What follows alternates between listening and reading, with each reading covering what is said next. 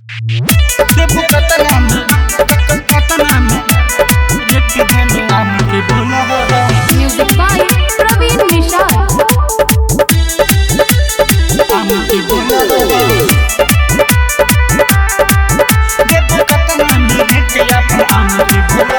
गाँव टोला महला हिलैले बारू, सब लइकन के दिल धड़कैले बारू। गाँव टोला महला हिलैले बारू, सब लइकन के दिल धड़कैले बारू। अले पुत कएगो पैसा ये भोरी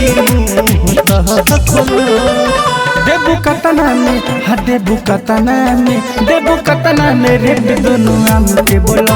देबू कतना में रेट दोनों आम के बोलो। देबू कतना में रेट दोनों अरे आम के बोलो। देबू कतना में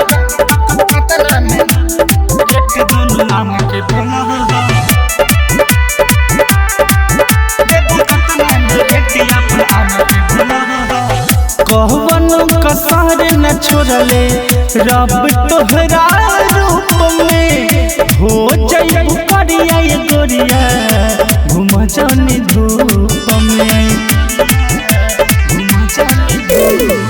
कहवनो कसर न छोड़ले रब तोहरा रूप में, हो जाइबू करिया ये गोरिया घूम जानी धूप में। घुसे दिलवा में दिलवा के अपन घेट तू खोलो। देबू कतना में, हाँ देबू कतना में, देबू कतना में रेट दोनों आम के बोलो। देबू कतना में रेट दोनों आम के बोलो। देबू कतना में रेट अपन आम के बोलो। देबू कतना में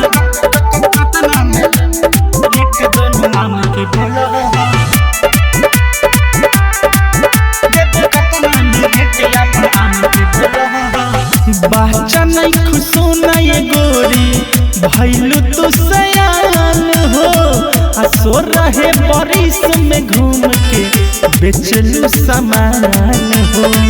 बेचलू सामान बच्चा नहीं खुशो नहीं गोरी भैलू तू सयान हो।